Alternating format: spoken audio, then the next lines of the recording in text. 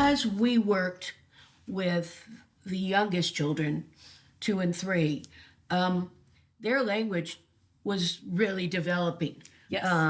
Some of them more than others. That's yes. right. And I always want to tell a parent with a late bloomer in terms of language development that there's a big continuum that we see, because in today's world, there's always concern that there's a deeper problem. Occasionally there might be, but there have always been. Some kids are just late talkers. That's right. The brain doesn't develop at the same rate across the board. Exactly. All areas don't develop at the same rate. Exactly. We were a really talky school. We talked a lot to our kids. Yes. We did first when they were littler and not talking much themselves. We did a lot of narrating. Right. Right. Oh, I see you have a blue car. Yes. I wonder what you're going to do with that blue car. Yeah. It went down the hill fast. I wonder if you can make it go up again. Concepts, beginning of introduction of certain concepts, colors. And then we still narrated a lot as they got older in terms of feelings. Right. I wonder if you're feeling sad about that, or you look like you're sad about that, or it seems like you're really angry. Or I would feel frustrated if that happened to me, if somebody came and took my toy. Yeah. The talking changed as the children got older. Absolutely. And their talking to us changed. I mean, it went from saying only a few words to saying a whole sentence that was somewhat difficult to decipher. Exactly. I call Amanda over. Your hearing's a little bit better, and you're a little bit better at this. Can you please tell me what they're saying? And translate. It's very difficult as a teacher when you don't know the context, and that's why parents often can translate what their children are saying. Well, sometimes they have special words for certain things. Exactly. But sometimes they're telling you about something that happened 3 days ago at the market. Right. I have a boo-boo and if you on my weren't arm. there for it, it's really hard to know. Exactly. But we try real hard to engage in conversation, even though they are, days away from being babies. To us, they're little people. And we know that our ability to have conversations, to ask them what happened, where they went before they came to school, or who brought them to school that day, it develops, not only helps in terms of their language development, but helps in terms of developing a relationship with our kids. I have always said that we're relationship based. It helps in terms of the kids developing trust with us, moving away, transitioning, but it also allows us, especially for those kids that need a little bit more language modeling. Something we did in the classroom was we had a reading area. And the first half of the day was generally spent with free choice activities. We were center-based and kids could move around. And then we had this little area with chairs, kids' chairs, and lots of books. And and a bookshelf. And it was not unusual to find a teacher sitting on the floor or in a small chair with a group of sometimes 2 or 3 kids, sometimes with 1. Sometimes we used story as a way to help a child who was struggling saying goodbye to mommy or daddy when they dropped off. And if this was a child who liked stories, usually if you started with 1. Yeah, exactly. You would have others 4 or 5 more come and join us. Kids love stories. Yeah, kids love books. Right. And and they love to come and kind of be a part of a group. And they liked certain books. We had a book called The Fish Out of Water that was a page turner. They really liked it. Yeah. And always help a bird, especially with a broken leg. Exactly. We had kids. I mean, there were some kids who were sad, kids who had already separated, who were sad, saying goodbye, and really didn't want you to come too close. Sometimes we'd bring their favorite toy, but sometimes I would sit to the side with another child and read a book, and they would, as much as they would fight, they would come over. Yeah. Reading is incredibly important in terms of language development, but I think maybe sometimes people aren't fully cognizant of what books are appropriate for for different age groups. Right. And a lot of books designed for little kids are very concrete, are very noun oriented. There's a car. Yeah. It's lots of labeling, those are baby books. And as the kids get a little bit older, if you can find a book with a simple narrative where you can ask the child questions about what happened or what they think is going to happen, it's really useful. In terms of creating a give and take and also developing language. I think one of our teachers who, after we closed, went to a new school, said at her new school they used readings of books. There were recordings of readings of books, which kind of was a faux pas to me. They used it in the classroom. In the classroom at circle time.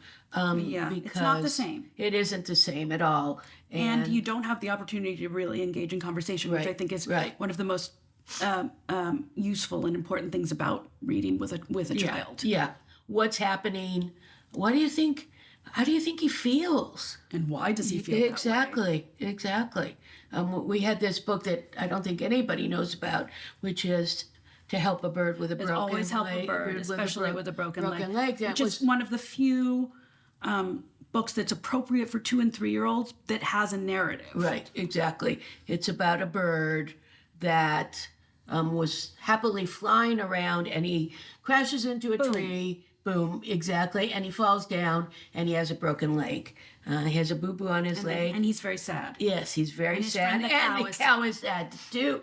And the children, the boy and the girl, take the bird with a broken leg to their mommy, and the mommy goes to the bathroom and gets a big bandage and wraps it around the bird's leg. And then the bird is happy. Right, exactly. Until it flies on top of the little boy's head, which is so funny and so silly. Exactly. And so he flies away. Exactly. And everybody says goodbye. Exactly. It's a very, very simple story. Yeah. But it has things that are resonant for kids. Boo-boos. Like boo-boos. Boo-boos and bandage. And cows. Yes, and birds. Exactly. And mommies. Exactly. Everything that's important. Yeah. So, it's hard to find books like that. Yeah, so it is hard. You might have to do a little digging to find a book that's simple enough for a 2 and 3-year-old, but has a story. Do you remember how much you had to pay for that book on? Oh God, I don't even want to talk about it. Yes, way too much. It's out of print. Yeah, it is out of print. Exactly. It's a beautiful book. Though, if you are looking for a special book for a 3-year-old, Fish Out of Water, yeah, is a good one, and they are just entranced with what happens as the fish grows bigger and bigger and bigger. Because the boy fed the fish too much. Too much, exactly. So I mean, we're book people.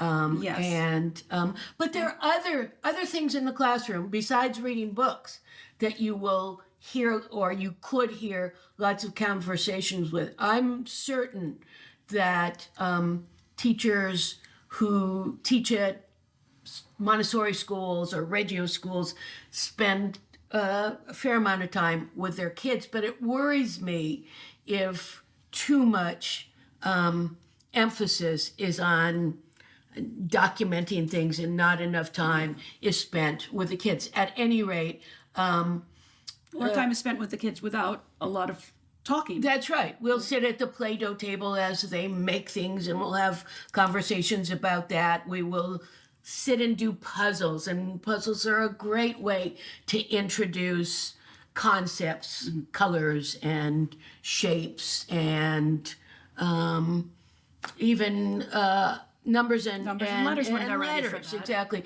We do things, or we did things organically, and kids will let you know what they're interested in. But again, we use ourselves and our ability to engage and to talk with kids to help in so many different ways. We had a kitchen area, and we would do make-believe. They would dress up, and that was a way not only to help in terms of language development, but it was also an opportunity to bring several kids together socially.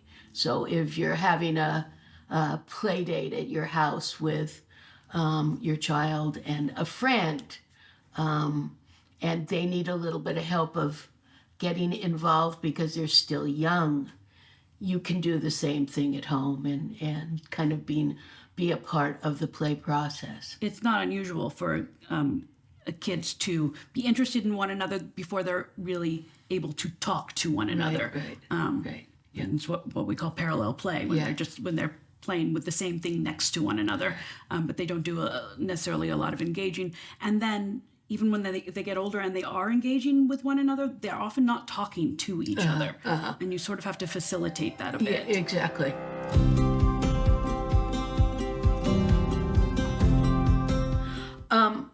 As far as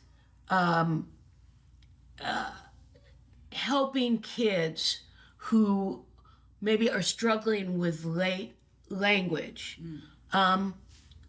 we wanted to give them a little extra time on a one-to-one basis, maybe 1 to 2 basis sometimes, so that we could engage them and just give them a little bit more attention so that we could kind of help with that process.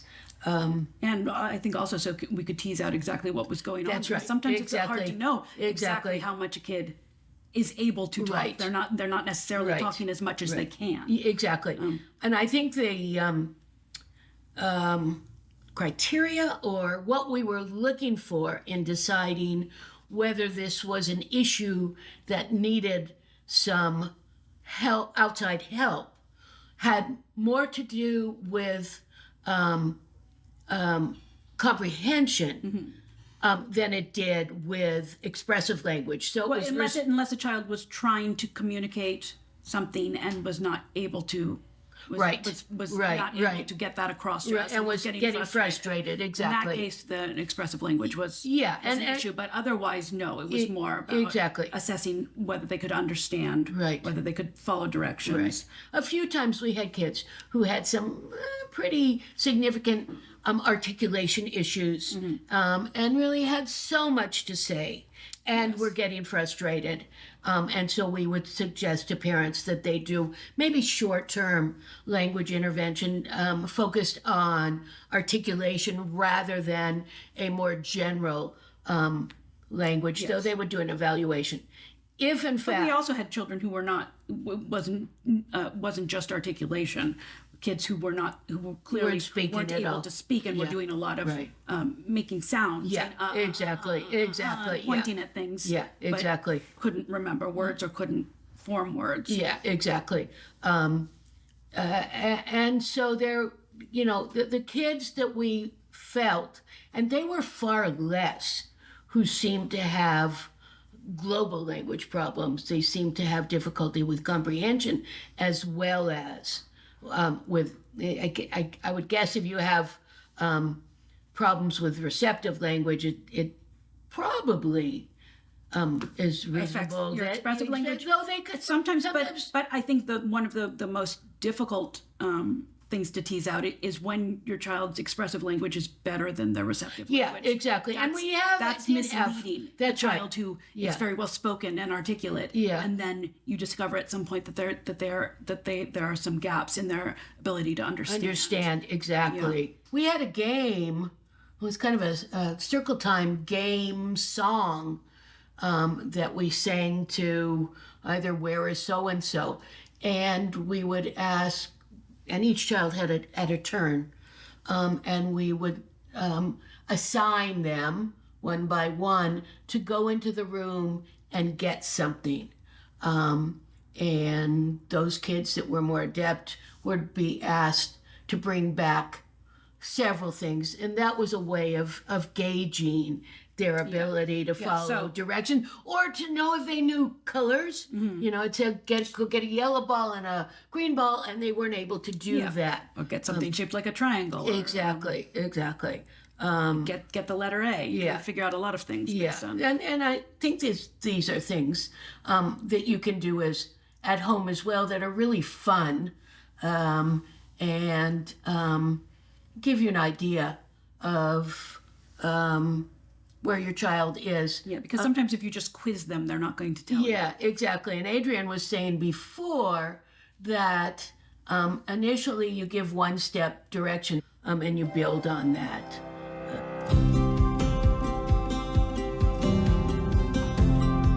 I think a question that parents might want to know is, when is it appropriate for us to have conversation with teachers and teachers to have conversations with us about getting outside intervention. Yeah.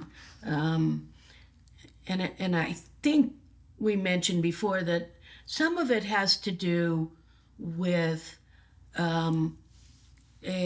whether the child is expressing frustration. That's exactly right, and whether it's either because they have articulation issues and they're not other children, or their teachers aren't understanding them, or whether they're not able to express their needs at all. Yeah. I think that it is commonly accepted right now by teachers and other experts that early intervention, whether it be language, whether it be sensory issues, whatever it is, early intervention is a good thing. Yeah. It doesn't necessarily indicate that your child has a long-term problem. But again, if their either lack of language or articulation problems are interfering in some way with their ability to function. That's right. In the classroom. Right. Exactly. To make friends. Yeah. To make themselves understood. There are kids that really have so much to say and get really very frustrated when they are not understood. Then it is time for an evaluation. For us, we were not surprised if a 2-year-old has a handful of words. Yeah. A handful of words might be acceptable. It might be a little bit later than the norm. I think another thing though where we would be concerned is if a child had words and then lost them. Yeah, you hear stories about that. Yeah. Or it could mean a lot of things. Not just a spectrum diagnosis, but also sometimes kids just who have a hard time remembering words and are able to use them for a day, and then the next day they couldn't remember those words again. Right. That might be indicative that an evaluation could be helpful. Yeah.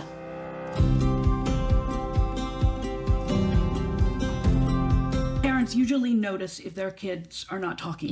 And so I think most frequently they were the ones who would come to us with a concern, and we would either support them in that concern and say we were concerned too, or maybe talk them down and tell them that we didn't think it was quite time to seek an evaluation. Yeah.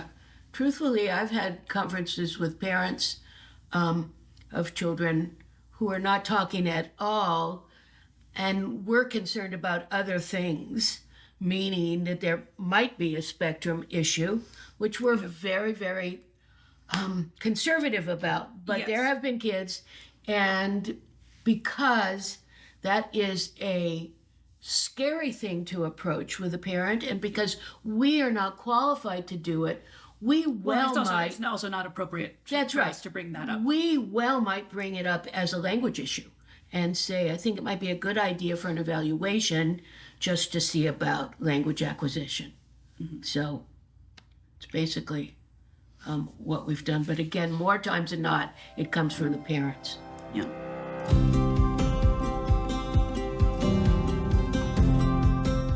actually think that our overall philosophy, having a play-based approach, and the fact that we also are very relationship-based is a opportunity for us to model language with kids. As I said before, we're very talky, and probably of all of our classes, we were the most talky because our kids talked the least. they talked the least, and they talked to each other the least. In the older classes, they had made a lot of progress in terms of social connection. And also, older kids usually have a lot they want to tell you. Exactly. So there's a lot of listening. Exactly. So we were the foil for their play, and we would respond, by being, a playmate, and narrating of what they were doing. I think sometimes maybe parents especially might feel kind of silly talking to a kid who's not really talking much themselves. I think you're right. I think that's a good point. I think it's really, really important to tell them exactly what you're doing the whole time. Right. To when you're playing with toys, say what the toys are doing. Look, I'm going to make the ball go down the chute now. Look how fast it goes. Yeah, exactly. That's a good opportunity for kids to hear lots and lots of language and simple language. You can bring your language to where the kids are appropriate, where their understanding is. And you can also focus, if you have a child that is needing some language intervention, you can support that by doing what they do in the therapeutic arena. And it gives them much more time to be exposed to language.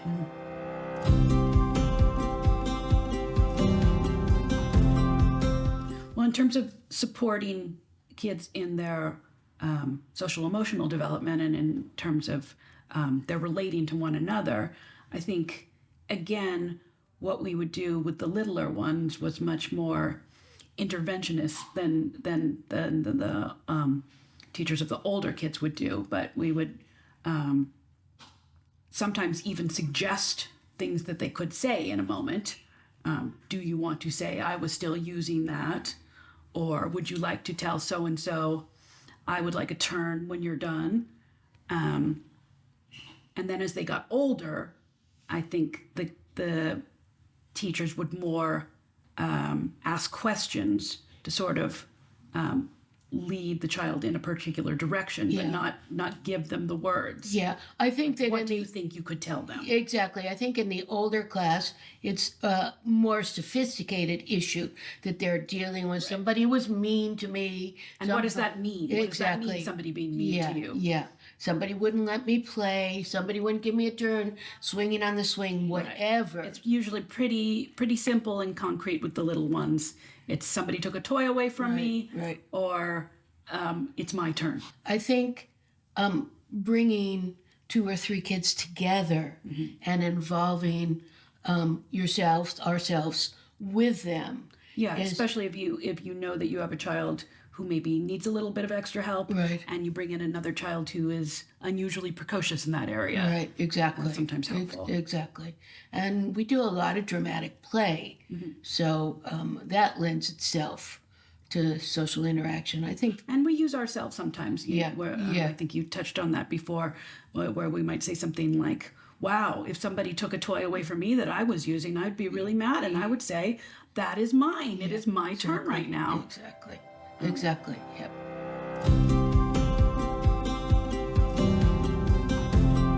We are aware of a number of schools that offer either a language immersion where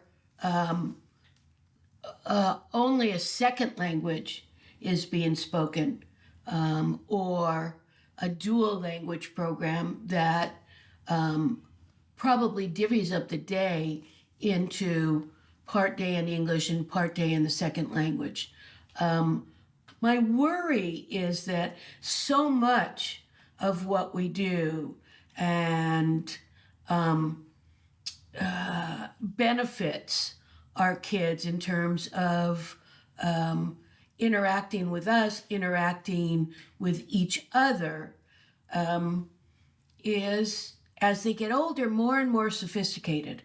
And I would think that a total immersion program limits the sophistication of language. I like a dual language program where part of the day might be in English and part of the day or certain activities are in a second language, which I think is really beneficial. I mean, kids' brains are very much open to acquire language up until, I don't know what age you have any idea, seven or eight. And so that's enough. And once you learn a second language, you are more to learn subsequent language. That's right. That's exactly right. So I think there's a real benefit there. I just worry about an immersion program. And if it's an immersion program, which sometimes people do, where they speak a language other than English at home. That's not the, where they are, yes. You know, they're Spanish speakers at home and are in a Spanish immersion. They don't get any advantage of learning English before they enter kindergarten. And although I'm sure they can make up any deficit they have, and they've been exposed to English if they live here and they watch, videos, or I was going to say TV, but that makes me sound old. However, they view media, so they might be exposed to some English. But that doesn't mean that they're capable of sophisticated give and take in English. Yeah, Which exactly. is different than passively receiving a language. Yeah. Adrian was talking before about doing some fairly complex problem solving with her 4 and 5 year olds. And I don't know for a fact whether their language development in a second language has evolved to the point where they can do that. It depends. If they've started the program when they're 4 years old, then they're going to be at a very simplistic level in terms of right. But if they've started it, started in babyhood or 2 years old, then maybe they're progressed. Capable of abstract language. So I think it's on a case by case basis. Now, there also are, and I know a few people have done this, there are elementary schools that have immersion programs. Mm-hmm. So by doing that in preschool, you are helping your child get a step up if they were to go into a elementary school immersion program. Again, this is not an area that I think we know that much about, and I would suggest that parents really kind of research it a little bit before they make a decision. And there were two things that I wanted to say. One, and we had an instance of this where we had a child who was a fairly late talker. And we felt that putting them in a kindergarten immersion program might be very taxing. So I think you have to look at what your child's language abilities are in English. And the other thing is we've had some families where the parents speak different languages. One might speak Japanese and the other might speak English, or sometimes it's, sometimes they're both non-English speaking. But they speak different languages. Exactly. And what I have heard is that each parent should consistently speak in the language that they're most comfortable in, not switch back and forth. Yeah. So again, that might be something that you would look at and consider. That's the kind of thing that also would be true of a school, that if they're doing both languages, right, you would hope they wouldn't be switching back and forth, that there would be a part of the day where they were doing one language and a part of the day where they were doing the other language, and were staying exclusively in that language. Otherwise, you run the risk of confusing the child. Yeah.